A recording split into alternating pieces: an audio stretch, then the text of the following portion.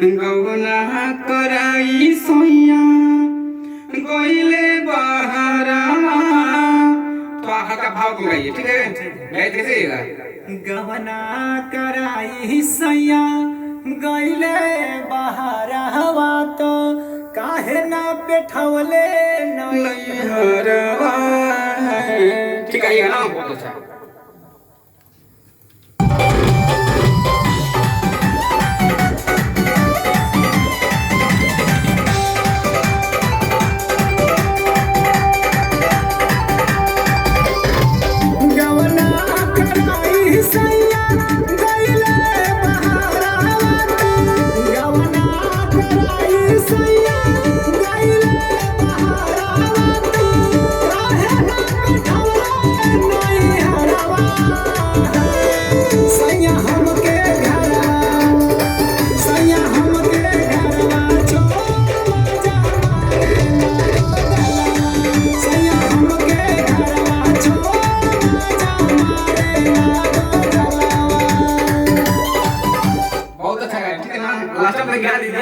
सैया हमके घरवा मजा मारला दो गलवा, ठीक है ना?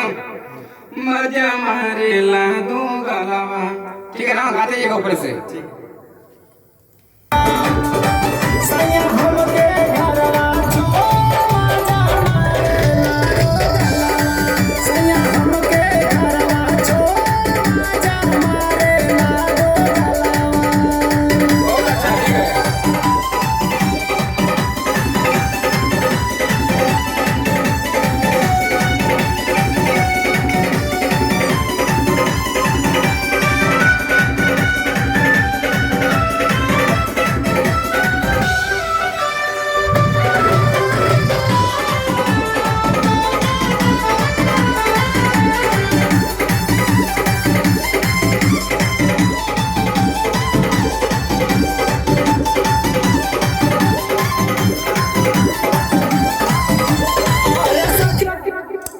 ठीक है, आंध्रा है, कैसे आंध्रा है? अरे सखी के ताना बताए अपना राजाऊ के खेला। और आगे ऊ तो बाहर में कौन सखी कर कैसा है? अरे सखी के ताना बताई अपना राजाऊ के खेला।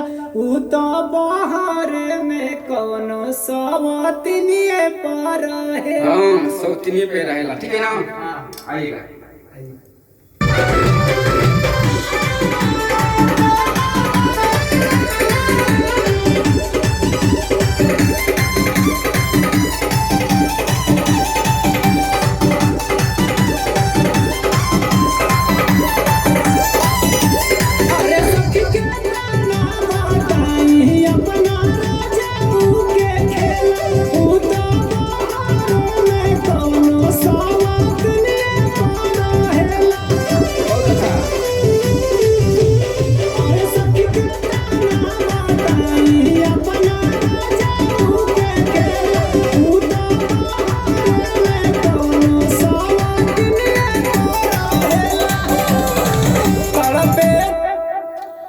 सौतिनी सारी है, ठीक है ना? दूसरा का लाइन पहले कैसे है?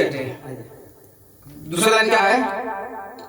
तड़पे जवानी हमरो ये वाला गाना है, देखिए। अरे सखी के ताना बताई अपना। ठीक है ना? इसको दोबारा आइए।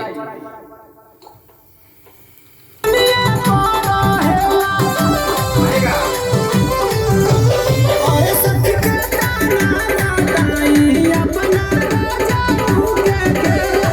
ऊ तो बाहर में कौनो सवतिनिए पर हेला। तड़पे जवानी हमरो सजिया रोज।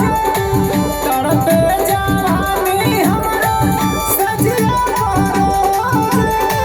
माथा तो सनक जला सखी है। सैया हमके घरवा माथा तो सुना करेगा ना? अरे माथा तो सुनक जला सखी, ठीक है ना? कहेगा माथा तो सनक जला सखी है। गाते जाइएगा ऊपर से। हाँ।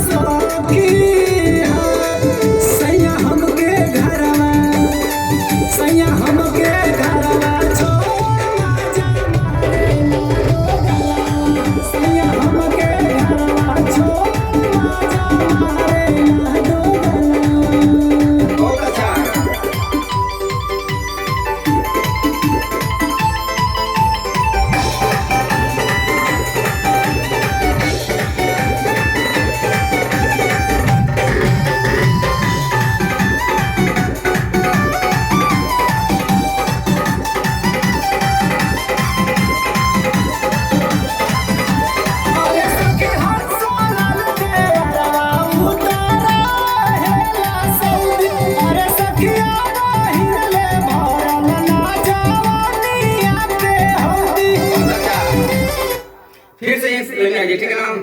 कैसे गए तुम लोग? हर सखी हंसा लाल देवरवा उतारा हेला सऊदी। अरे सखिया बहिन ले भरल ना जवानिया के हौदी। ठीक है, आइए है ना?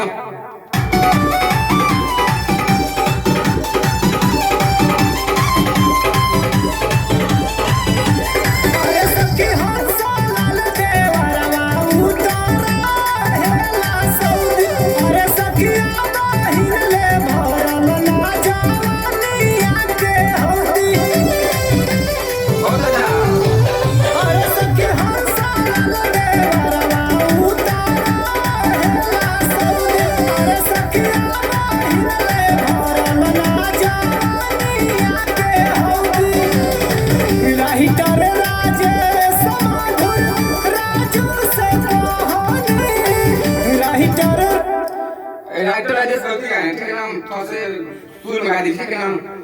राइटर राजेश ठीक है ना? अच्छा से गा। आइए।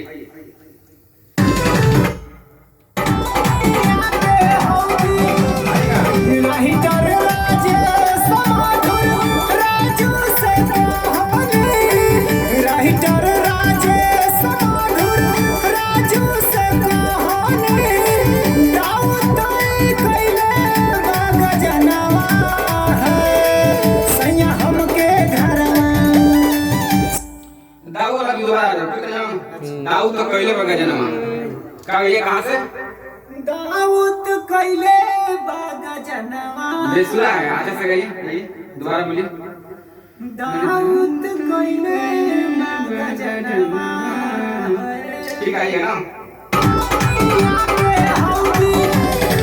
राइटर राजेश समाधुर राजू